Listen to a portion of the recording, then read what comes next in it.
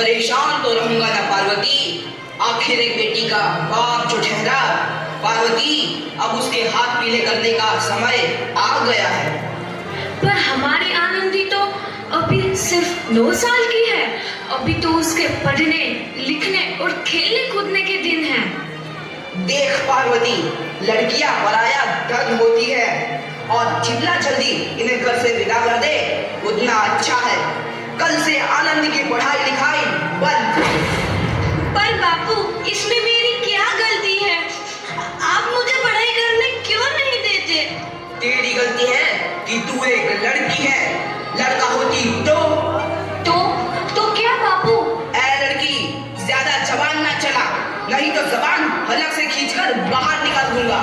बापू, मैं पढ़ लिख कर कुछ बनना चाहती हूँ। मेरी पढ़ाई ना रोको बापू। आनंदी, तुझे पढ़ना है तो पढ़, लेकिन सारी उम्र बाप की छाती पर यूं बोझ बनकर ना बैठ। पर बापू, अभी तो मेरी उम्र पढ़ाई लिखाई की है। मुझे पढ़ लिख कर डॉक्टर बनना है। पढ़ाई पढ़ाई पढ़ाई, आज तो तेरी इन किताबों का काम तमाम करके ही छोड़ूंगा। ये ले। नहीं बापू, मत छोड़ो बापू। मत छोड़े। नहीं बापू, नहीं। बापू, ये तुमने क्या किया? तुमने मेरी इन किताबों को ही नहीं फाड़ा बापू, मेरी किस्मत फाड़ दी, मेरी किस्मत। ये कापी किताबें ना सिर्फ छोरों के हाथ में अच्छी लगती है, लड़कियों के हाथ में तो सिर्फ मेहंदी अच्छी लगती है, मेहंदी। पर बापू, मैं लड़की हूँ तो क्या हुआ? लड़का और लड़की तो हमारी दोनों आंखों के समान होते हैं। चुप कर आनंदी, और यह एहसान मान कि अब तक जिंदा है तू। कहीं बचपन में गला दबाकर मार दिया होता तो यह तेरी बकबक नहीं सुननी पड़ती आज। पर बापू, मुझे चूल्हा जलाना अच्छा ना लगे है। देख छोरी, जितना जल्दी हो तू चूल्हा जलाना सीख ले, उतना ही अच्छा है तेरे लिए। और हाँ, तेरा ब्याह तो होगा, वो भी कल के कल। अबला जीवन है तुम्हारी ये कहानी। आंचल में है दूध और आंखों में है पानी। मुझे माफ कर दे बेटी, तेरे बापू के जिद के आगे मेरी एक न चलेगी।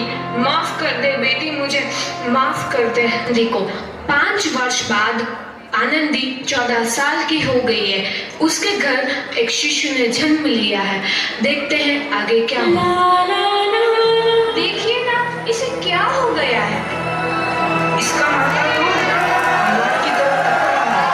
इससे तो बहुत तेज बुखार है।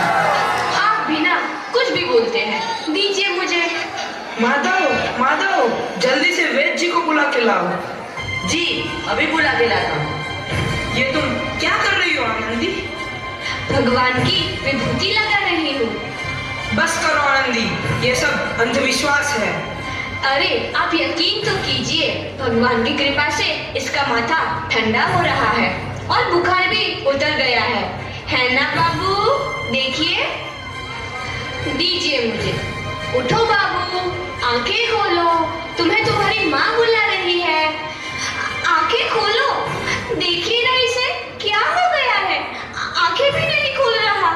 आंखें खोलो बेटा। आनंदी, हमारा बेटा कभी आंखें नहीं खोलेगा। नहीं, ऐसा नहीं हो सकता। मेरे बेटे को मुझसे कोई नहीं छीन सकता, कोई नहीं छीन सकता। पागल मत बनो आनंदी, बंद करो ये पागलपन। भगवान ने मेरा बच्चा छीन लिया। भगवान ने नहीं, तुम्हारी अशिक्षा और अंधविश्वास ने तुम्हारा बच्चा छीना है। अगर तुम पढ़ी लिखी होती तो आज हमारा शिशु जीवित होता। तुम अनपढ़ थी आनंदी, अनपढ़। नहीं, अब मैं अनपढ़ नहीं रहूंगी। मैं पढ़ूंगी ताकि कल किसी और आनंदी को इलाज के अभाव में अपना बच्चा ना खोना पड़े। शाबाश आनंदी।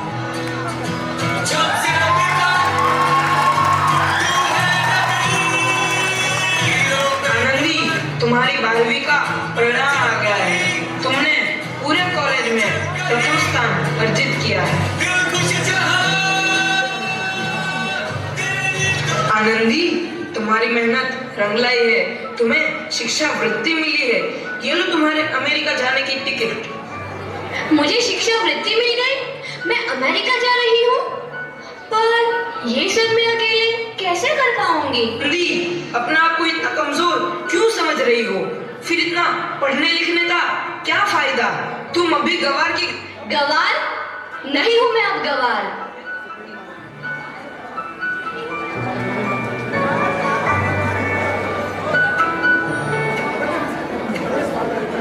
तो इस प्रकार 7 अप्रैल 1883 को आनंदी अमेरिका के पेंसिल्वेनिया के लिए रवाना हुई और 3 साल बाद उन्होंने डॉक्टर ऑफ मेडिसिन की उपाधि प्राप्त कर ली। इधर आनंदी के पिता की तबीयत बहुत खराब है। लगता है अब मेरे जाने का समय आ चुका है। मैं नहीं बचूंगा। ऐसा मत बोलो।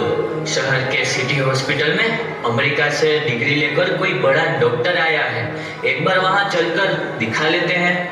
हाँ, सही बोला भैया, कम से कम दिल को तसल्ली तो मिल जाएगी। हाँ हाँ, चलो चलो जल्दी हॉस्पिटल चलते हैं।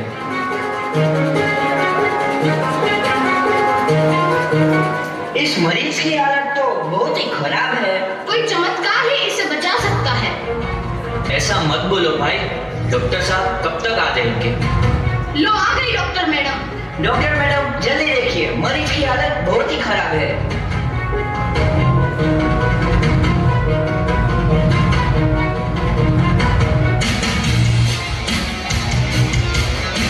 अब आप बिल्कुल ठीक हैं। मौत के मुंह से आपको बचाया है डॉक्टर मैडम ने। डॉक्टर साहब ने मुझे बचा लिया। मुझे मिलना है डॉक्टर साहब से। डॉक्टर साहब नहीं, डॉक्टर मैडम बोलो। डॉक्टर मैडम, उन्होंने ही तुम्हें जीवन दान दिया है। लो आ गई डॉक्टर मैडम, मिल लो उनसे। डॉक्टर मैडम, आपका बहुत बहुत धन्यवाद। आपने मेरी जान बचाई। इसके बदले में मैं गरीब भला आपको क्या दे सकता हूँ? वचन चाहिए मुझे कि कभी ये नहीं कहोगे कि लड़कियां कुछ नहीं कर सकती। वचन? ये कैसा वचन? अरे श्यामलाल, तुमने पहचाना नहीं? तुम्हारी बेटी आनंदी। आनंदी? मेरी बेटी आनंदी डॉक्टर? हाँ बाबू, वही आनंदी जिसके लिए बचपन में तूने चूल्हा और दुल्हा के अलावा कुछ नहीं सोचा था। आनंदी, आनंदी मेरी बेटी, मुझे माफ कर दे। मैं तेरा गुनहगार हूँ बेटी। नहीं नहीं बाबू, वही आनंदी जिसके हाथ पीले करके तुम उसकी सारी जिंदगी काला कर देना चाहते थे। माफ कर दे मुझे मेरी बच्ची, माफ कर दे। मैं तेरा अपराधी हूँ मेरी बच्ची, माफ कर दे। नहीं बाबू, मैंने तो तेरा एहसान चुकाया है।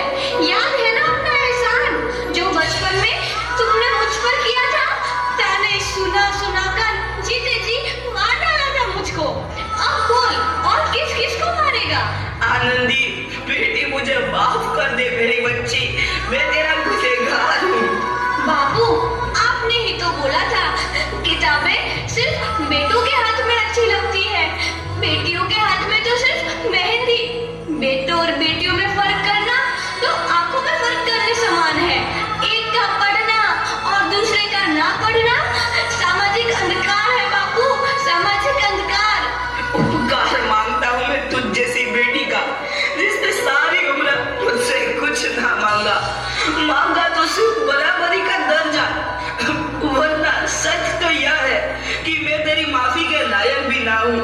मुझ जैसा बाप तेरी बराबरी कर सके, उसके मैं लायक भी ना हूँ मेरी बेटी, मैं लायक भी ना हूँ। अपने बापू को क्या माफ नहीं करोगी आनंदी? माफ कर दो आनंदी, माफ कर दो। बापू।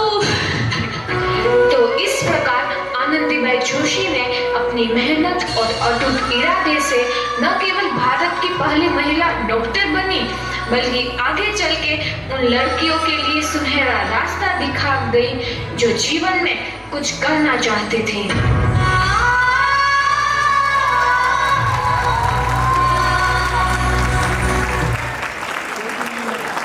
तो बहुत ही सोहना एक्ट।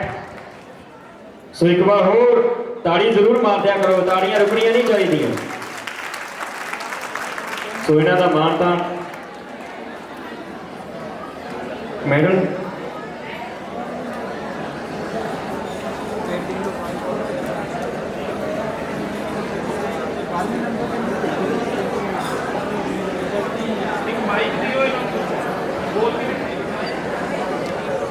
एक दो चार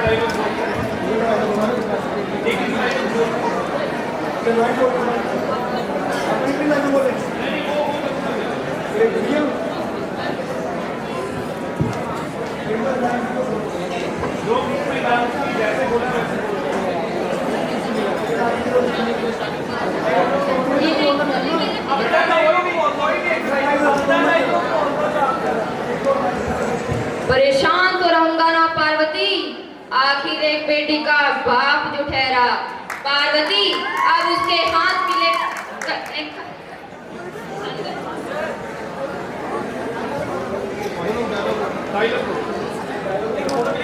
देखिए ना इसे क्या हो गया है पूरा, आंखें भी नहीं खोला। उठो ना बेटा, क्या हो गया तुम्हें? आंखें खोलो बेटा, आंखें खोलो। आनंदी, अब हमारा बेटा कभी आंखें नहीं खोलेगा। एक बार चौधर के भी ना वास्ते की